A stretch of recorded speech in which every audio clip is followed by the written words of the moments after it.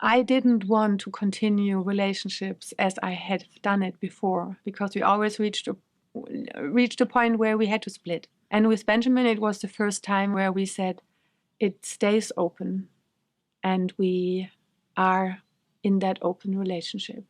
But our questions still, I mean, we didn't have an embedment.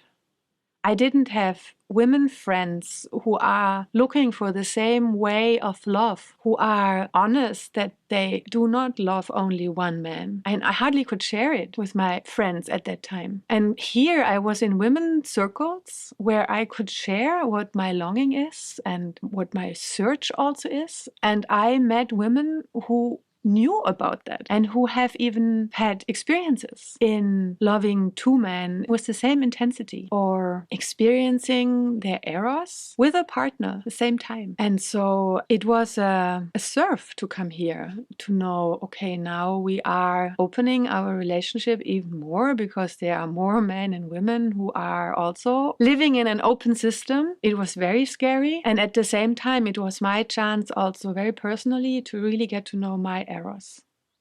And I was confronted with questions like, who am I in my Eros? What kind of woman am I? How do I like to be taken by a man? What do I like in sexuality? What kind of energies are still sleeping in me? What kind of fantasies do I meet?